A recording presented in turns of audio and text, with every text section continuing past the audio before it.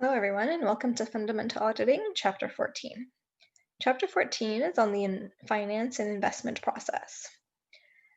So it's important for auditors to understand the process, and this process is more complex than others.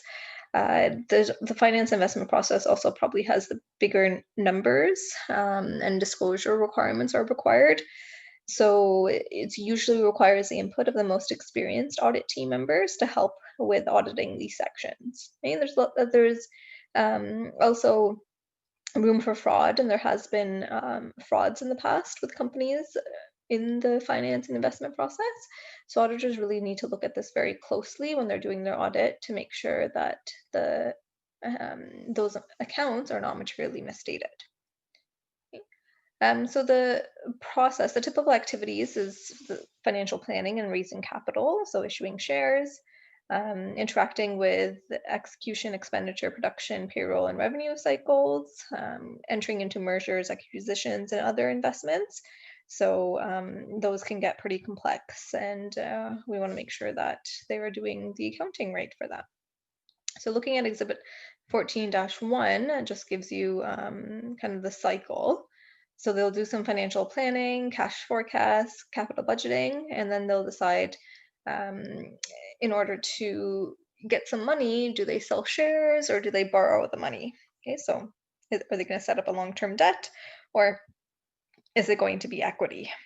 So they're going to have relations with the financial institutions to set up long-term debt or some other lenders, and then public securities markets or private investors. Okay, so then we would go into the purchases, payables, and payments process. So what are they borrowing the money for or selling the shares for? So maybe they're investing in something, they're purchasing resources, inventory expenses, or fixed assets. Then going into the payroll and production process, maybe they're converting their resources into products and services, and then they're delivering goods to customers.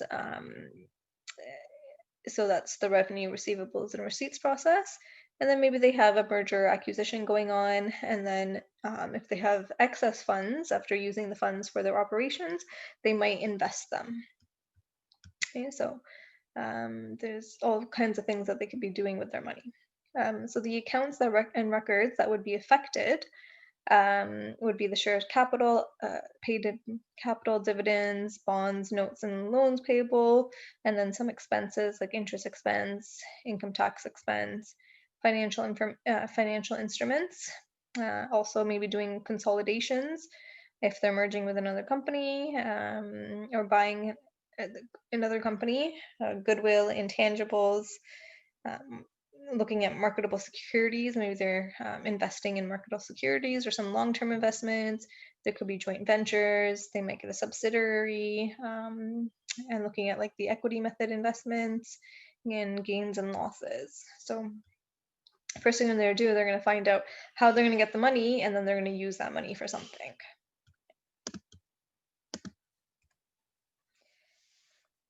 So the board of directors usually will make the decisions, like the big picture decisions on what to do, um, whether to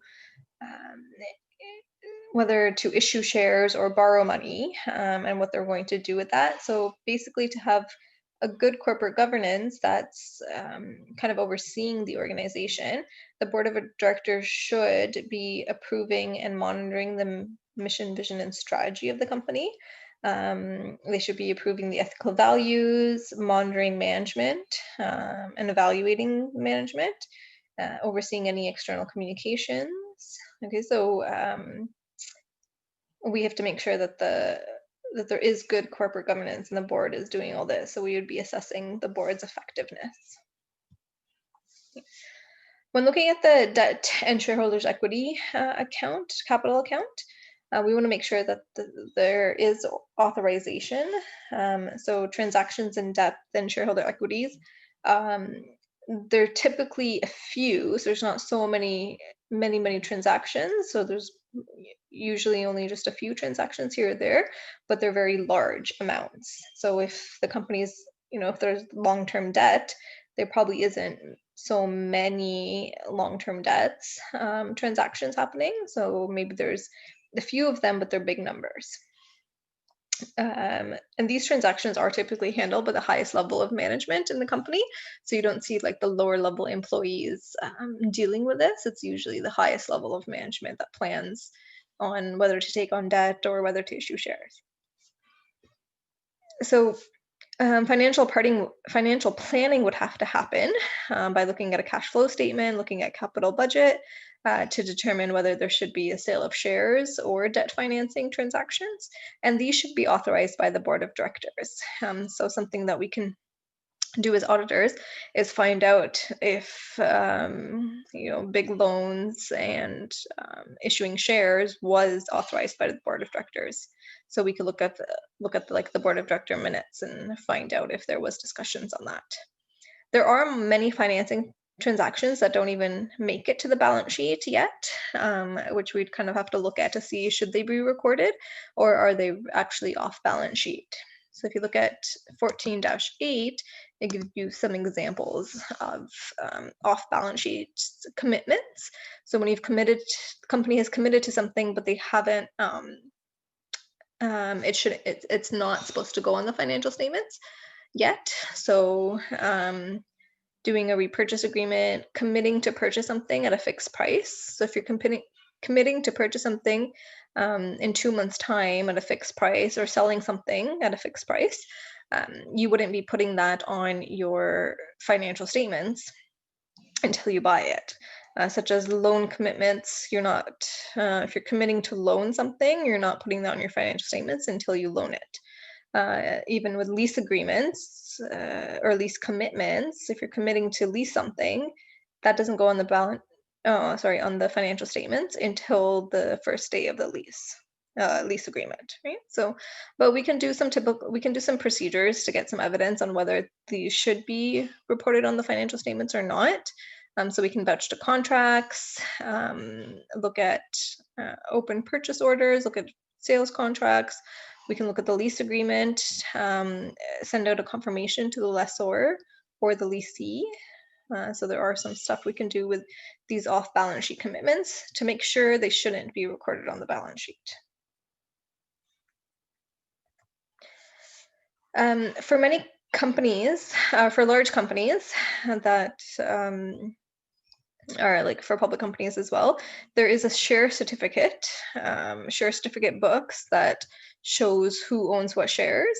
Are usually given to maybe a bank or a trust company in order, like they're the ones that have custody over the share certificates. Small companies probably keep their own shareholder records, and then lenders have custody of debt instruments such as bonds or loans payable. For record keeping, records of notes and bonds payable, the calculated liabilities are usually kept by a higher level employee, like the CFO or the controller.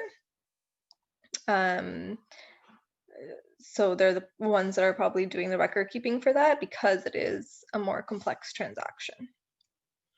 And then periodic reconciliation. The share register should be reconciled on a regular basis to make sure that all shares that were issued are actually recorded.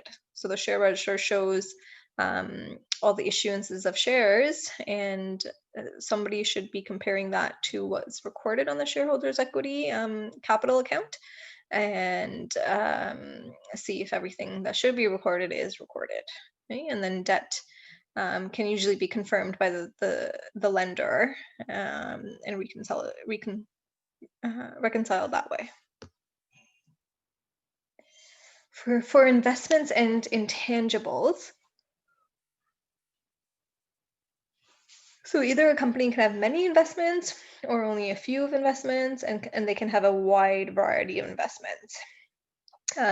For intangible assets, they could be either purchased or through accounting allocations. So you can have an intangible asset. You could have goodwill coming from like a purchase. So all investments should be approved by the board of directors, or if it's a bigger company, they could have an investment committee that is approving it. So as auditors, we would have to see these approvals in place. Right? And then custody of the investments and intangibles, maybe shares and bonds are kept in a safety deposit box, right? Like the share certificates, the bonds, or it could be held by the actual broker. Usually it's management's responsibility for other assets, whoever has the custody for them. And then record keeping, the procedures for purchases of shares and bond investments, like I said, they require authorization from the board of directors. And it could be complicated, especially if they purchase a company where you have to do consolidations, or maybe they have significant influence, so they'll have to do maybe the equity method. So it could get complicated, and companies want to make sure that there is like senior management that is really looking at this to make sure that there's no mistakes. And we have to make sure we look at it as auditors closely to make sure that there's no mistakes. And then there should be a reconciliation of any security certificates to the account to make sure that everything has been recorded. So when doing a control risk assessment and trying to get an understanding of controls and determining whether to do a test of controls, the finance and investment transactions are usually individually material. So if you're going to loan money or issue shares, they're probably going to be big amounts, which will probably end up exceeding the materiality amount. So then each transaction is usually audited. So if there's few transactions, they're usually all audited instead of just picking out a sample. So having a reliance on controls in this case does not really reduce too much of the substantive audit work, because you're still auditing probably every single transaction. But having a lack of controls can lead to maybe doing extended procedures. So the responsibilities for this do lay in the hands of senior management. It is hard to have a strict segregation of duties when senior management is involved, because when there's lower level employees, there's more of them. So you can have segregation of duties that way. But senior management officials, there's not as many of them. There's probably only a few of them. So it's hard to have segregation of duties. So that's something we have to take into consideration. Maybe we can have 2 or more people in each kind of important functional responsibility. Maybe one person can have the custody, the other person can have the authorization, and then the same person that has the custody might also be able to do the record keeping with somebody else looking over them or something like that. Also, having control over accounting estimates. Management is responsible for making management is responsible for making estimates. So there should be some sort of control structure in place to determine, are they making proper estimates? Is somebody kind of approving those estimates? Usually when you're looking at doing a test of controls for accounting estimates is usually talking and asking why did you choose this type of estimate?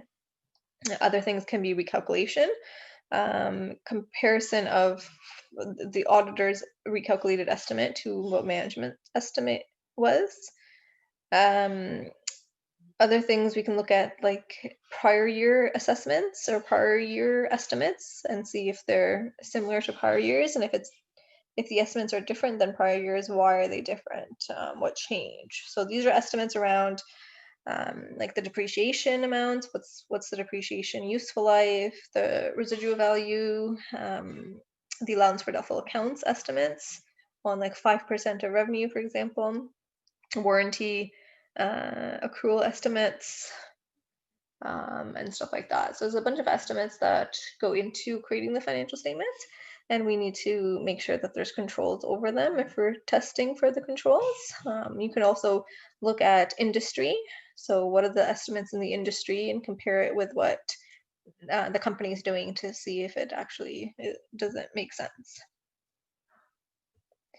And then doing a control risk assessment for your liabilities, especially notes payable or loans payable.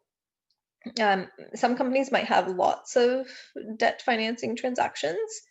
In this case, you'd probably want to do a more detailed testing of controls, because you're probably not going to audit or do substantive procedures on every single transaction. I have been talking about an internal control questionnaire for auditors to gain understanding on the internal controls of the company. So let me just show you what one looks like. All right, so what an internal control questionnaire looks like, you would just be asking the questions, and then you would write down what the management's response was. So, for example, are records kept by someone who cannot sign notes or checks? And they'll say yes or no, and they'll explain who it is so that records are kept. Are paid notes canceled and stamped paid and filed? Is all borrowing authorization by the directors? Are 2 or more authorized signatures required on notes? So like these are the types of questions we would ask management to gain an understanding on the internal controls. What type of controls do they have in place? And that will help us assess what the control risk is going to be and whether or not we should rely on internal controls and do control testing. And then Exhibit 14-3 has some control tests for notes payable. So here are some control tests that can be done. Is we can read the board of directors or finance committee's minutes for authorizing the financing transactions, right? So we can look at did in the minute meetings of the board of directors, did they approve that there should be a notes payable, or we should borrow money, or have a bond offering? What else you can do is you can select a sample of paid notes and recalculate interest expense. So you would get the loan agreement or bond agreement and determine what the interest expense is for that period, and figure out if the cash paid for interest is correct, and then if the interest expense is correct. So maybe like for bonds payable, for example, you'd probably have to do like an amortization schedule of the interest expense and determine if what they've recorded is correct. We could vouch payment to cancel checks, make sure that there is a payment does go through. We can look at notes payable and vouch the cash receipt to the bank statement. Make sure there was like an authorization by the directors and finance committee, like I've said already. So those are the types of control tests that we can do when doing the test of controls for notes and loans payable or bonds payable. Looking at derivatives and related financial instruments. So derivatives are complex transactions, so they auditors do need to look at them closely, because there could be a lot of mistakes on how the client has recorded those transactions. So is there monitoring by independent control staff? Is there approvals in place?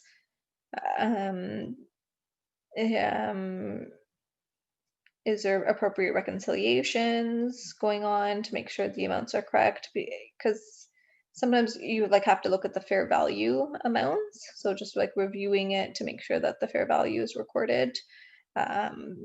Reviewing limits and what the risk tolerance is. Are they taking too much risk, or have they gotten the appropriate approvals in order to take that risk?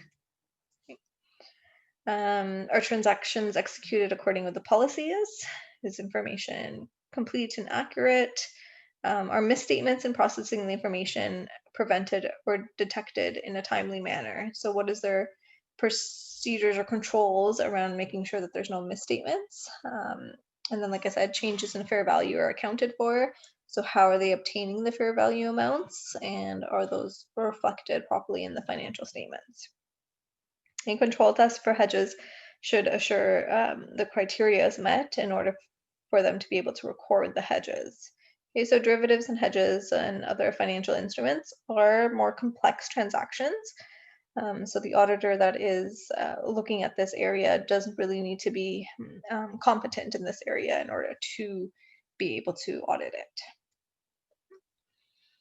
So usually auditors will often audit 100% of the investment and finance transactions, just because it is a high risk area. Sometimes if there is many transactions for debt, for example, then maybe a few transactions would make it would be efficient to give complete coverage over the audit, and they can maybe just look at the more bigger, higher amounts.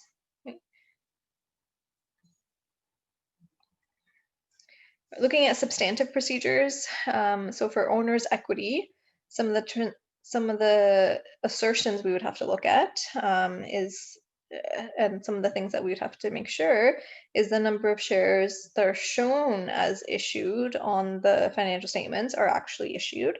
So we could look at the share register, share certificates for that. We would want to make sure that there's no other shares issued that are not recorded. So for number one, we would first start with the financial statements and then vouch them back to the backup, like the share certificates, share register. For number two, we would look at the share register, share certificates first, and then go to the financial statements to make sure that they have been recorded and there's nothing missing. We want to make sure the accounting is proper for any options, warrants, or other stock option plans, and then they have their disclosures are adequate. So there needs to be proper disclosures in place. So we have to make sure of that. We want to make sure the valuations of shares issued for non-cash consideration is properly recorded. So when you have shares issued for non-cash consideration, you're supposed to use like the fair value, for example. So if your company issues shares and gets maybe property, plant, and equipment instead of getting cash, then you would use the fair value of that property, plant, and equipment to record the transaction. So maybe the auditor needs to get an appraisal done of the PP&E to see what the fair value is and compare it to what they've recorded. Right? And then we want to make sure that all equity transactions have been authorized by the board of directors. So again, we can look at the minutes, board of director minutes, to see if any shares issues were authorized. Another thing, documentations. So again, are there board of director minutes that show the approval of the shares issued? And we'd probably take copies of this and put it in our audit file. And we might want to confirm with independent registers and whoever the transfer agents are that are employed to issue the shares. And then we can look at their records to make sure that they match the client's records. So if we look at 14-5, you'll see the audit program for owner's equity. Okay, so it's this one. So you can take a look at this yourself to get some examples of different audit procedures, substantive audit procedures, and what assertions are linked to. But basically, look at the minutes. We're going to confirm any common or preferred shares with a share register agent, whoever set that up for us or for the client. We can, if there's stock options, we can vouch that to the contracts that were signed with the employees, for example.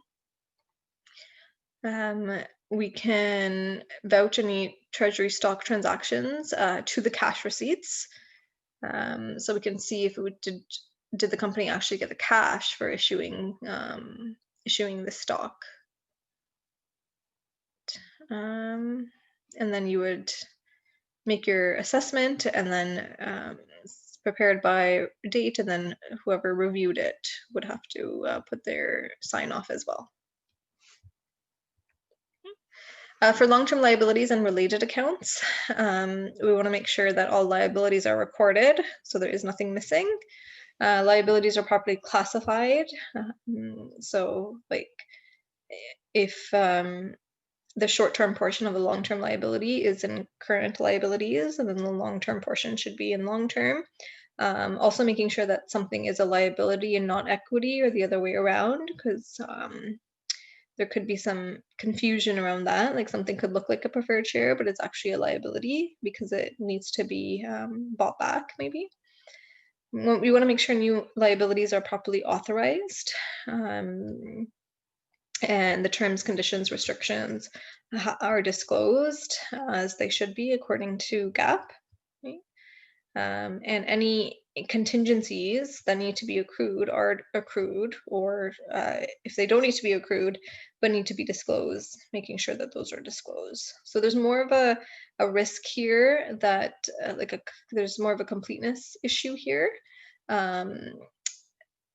instead of like an existence issue, because companies tend to want to hide liabilities. So we want to make sure that there's no unrecorded liabilities. We could probably get independent confirmation from the lenders. So if our audit client is borrowing money from the bank, we could go to the bank and get an independent confirmation on all the terms of the loan. Right? So confirmations are usually sent to lenders that have been used in the past, even if they haven't recorded, the client hasn't recorded a liability for that. Okay, so if we know that there was a loan or a lender that was used previously, we'd probably still send a confirmation to them, even though the audit client's saying that they're not using them anymore to borrow money. We would probably still check to see if there isn't, or if there is a liability that they're not recording. So if you look at 14-6, you'll see the audit program for notes and loans payable, as well as long-term debt. All right. So we're going to confirm liabilities with the creditor, the amount, the interest, the due date, any collateral. So it could be through a bank confirmation if they're loaning from the bank, or maybe we'd have to send it out to other types of creditors. We'd want to read loan agreements to figure out the terms and conditions, because they need to be disclosed. So we want to make sure that the disclosures are correct. We would recalculate the current portion of the long-term debt, trace it to the trial balance, make sure it's classified as a current liability. We would probably study the lease agreements to make sure that they have been capitalized if they need to, and we'd recalculate the amount of that should be capitalized, or what the operating lease amounts are. We would recalculate interest expense and trace it to whatever the interest expense is on the financial statements. Okay, so those are the types of procedures that we would do around long-term debt and notes and loans payable. For investments in intangibles, companies can have a wide variety of investments. Usually they consist of a few large entries. So when we're doing confirmation, we might be able to get confirmation from the securities that are held by any trustees or brokers, if possible. We would inquire around issues related to intangibles. We could look at any income coming from the intangibles. We can look at the licensee reports or payments. We would do an inspection of any investment property that they've bought. So if they have like physical investment properties, we can go look at those. So we can physically inspect the property. We can look at the documents for any patents, copyrights, or trademarks for intangibles. We can look, investments can be vouched to broker statements.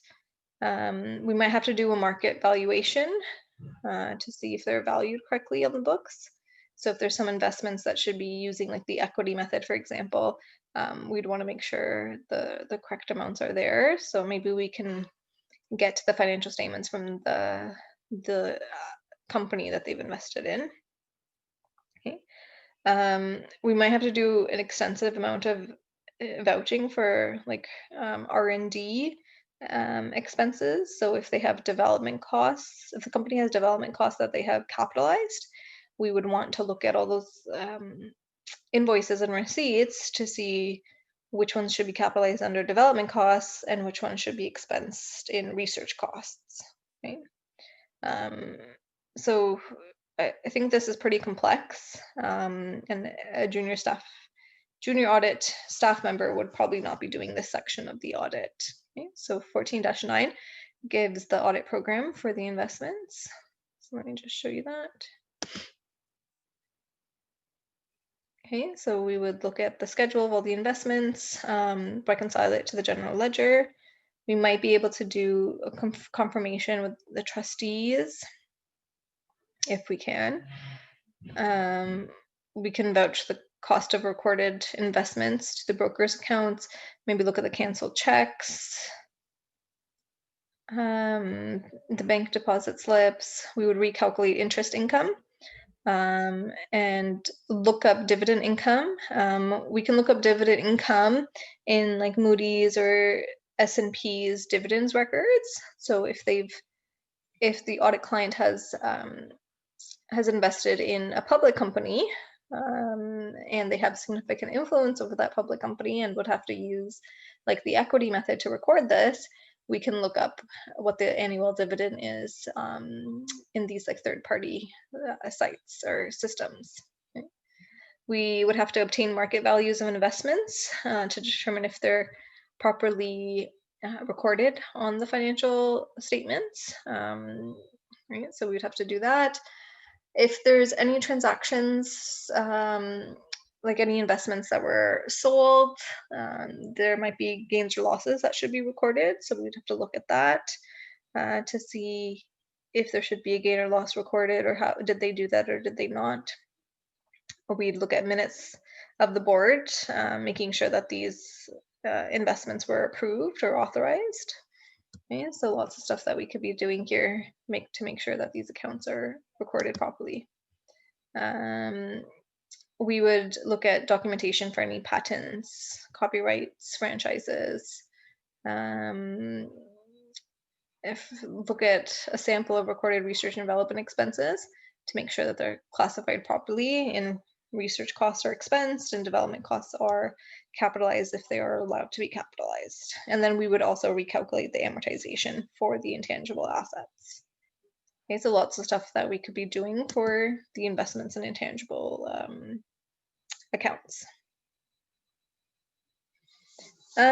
Just like some other things to note is that it's usually top management personnel, like the senior management, who deal with the transactions that involve investments or long-term debt or shareholders' equity.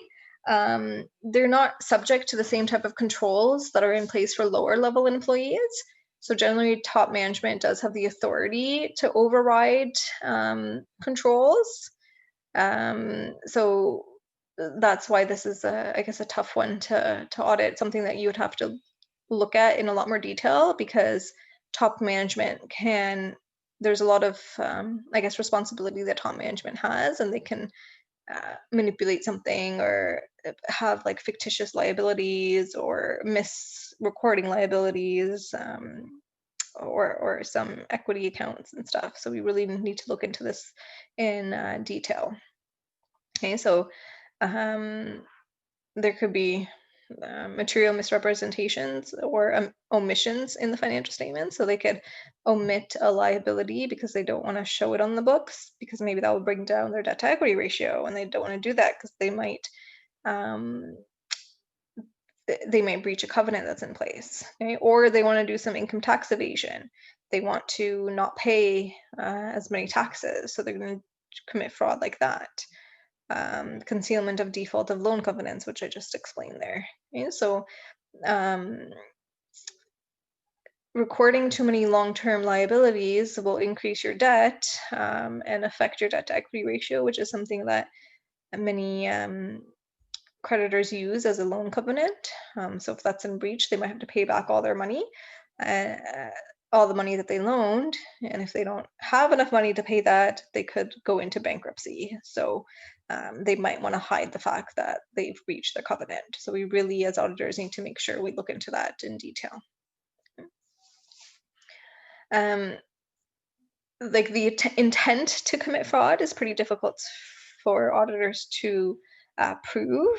What we need to do is just perform an audit with professional skepticism, and just be aware of the fraud factors that could be taking place, be aware of factors that increase the risk of material misstatement, and make sure you're not just taking what management is saying and you're actually getting the evidence to prove what they're saying. Okay? Um, Having like loan covenants, for example, is something that would lead to a higher inherent risk, which means you're going to be doing much more substantive procedures. So make sure inherent risk is taking into consideration all these like fraud aspects that can occur, because that's going to lead you to do more work and hopefully catch things.